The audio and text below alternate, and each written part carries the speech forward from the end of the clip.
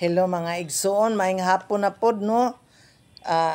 Aniya na pod ko karon ninyo kay tungod kay gusto ko mo share sa gospel o ako mong tug-anan mga igsoon nga doon ako nahibalag karong nga panahon nga usa ka minyo nga babae, isa ka pamilyadong babae nga dunay mga anak ug doon na pagid siya gatutoy nga na iyahang mga elementary ug high school. Grabe ang iyahang problema mga igsuon tungod kay niabot sa punto nga magpakamatay na siya tungod kay ang iyang bana nagbisyo tuwa sa laing mga babae. Dito siya magsigig yang pungad nya mag-inom nya pag-abot sa ilaha mga igsuon dili pagid siya tagag kwarta kay syempre mangayo man siya kay do naman siya mga pakanon nga mga bata. Kwartahon pagid siya mga igsuon, pasakitan siya ba tungod kay ambot ang iyang bana wata nakasabot kay nagbisyo ba. So dako kay problema sa babae while nag-conversation may mga igsuon hingingon siya nga maghikog daw siya o Ginoo ko kun do naman mo'y mga problema karon kun pariha man mo problema niya kun do na may mga problemado karon mga igsoon I will tell you kay tungod ang invitation ni Jesus sa Matthew chapter 11 verses 28 paingon sa 30 nagaingon siya, "Come all ye the labor and heavenly laden, and I will give you rest." Ingon siya, "Take my yoke upon me, for I am lowly and meek." Ingon pagid siya na sa verse 30, "For my yoke is lowly and my burden is light." Amen mga igsuon, wala tay laing kasulbaran sa itong mga problema. Luoy kay ta kun mo dagan ta anang hikog tungod kay dili na maoy gusto sa Ginoo mga igsuon. Gipakamatyan gud ta sa Ginoo para makaila ta nga dunay bugtong paglaom nato sa atong mga problema kun dili si Hesukristo gid mga igsuon.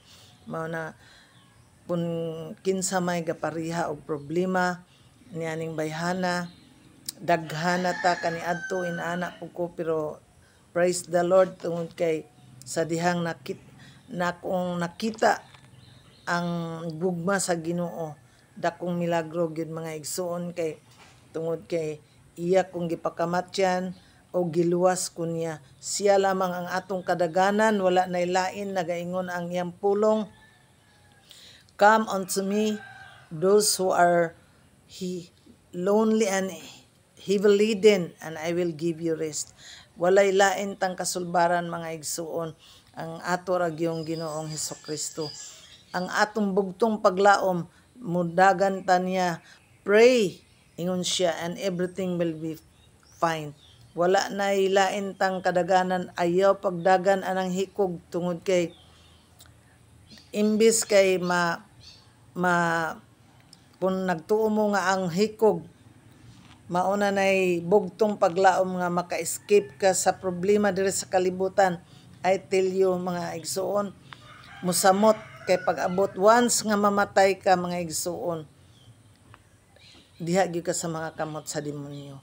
Sa demonyo gyud ka mga igsuon o dili na madala og pag-ampo diri pa sa kalibutan tungod kay once nga imo ang imong patyon ang imong kaugalingon, Ginoo ko wala nay paglaom na mga igsoon kay diri ra sa kalibutan ang dunay paglaom. While we are still alive dagan ta ni Kristo tungod kay siya lamang ang bugtong paglaom nga makabaton tag kaluwasan o makabaton tag nindot nga kahimtang.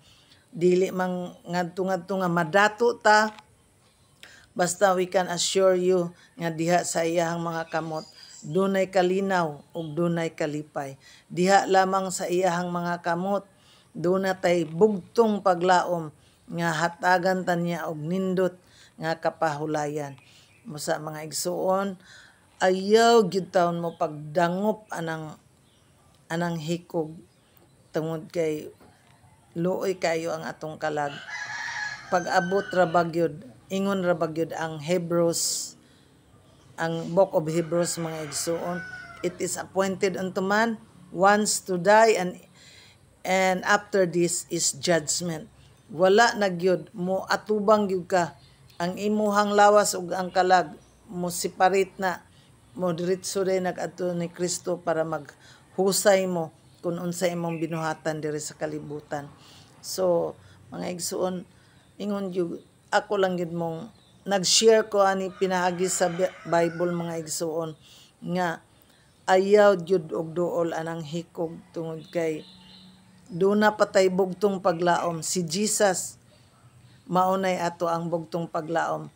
Pray mga igsoon nga tagaan tagkalinaw og kalipong. Labaw sa tanan, pray. Tagaan kag strength ana nga makabarog ka sa imong mga problema. Og sa dihang maampo ka ug mo surrender ka kan Jesus, everything will be fine.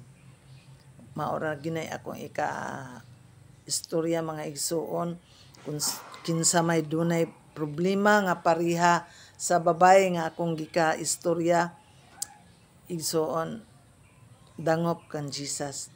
He is the only way nga magaan og masulbad ang imong mga problema. Ana maulang na akong istorya mga igsuon tungod kay dili lalim nga duna kay mga problema nga mga inana kay duna may yawa. Ang yawa mo sulsol man na nimo nga paghikog aron ang tanan masulbad ra pinaagi sa kamatayon, pero no mga igsuon, si Jesus ra is the only way, ang bugtong natong paglaom. Maunang kanimo o kanako ako kang istoryahan nga dangop gayod ni Jesus. He is the only way nga masulbad ang tanan natong mga problema. Amen. Maulang na ako ang share kaninyong tanan og dalaygon ang Dios.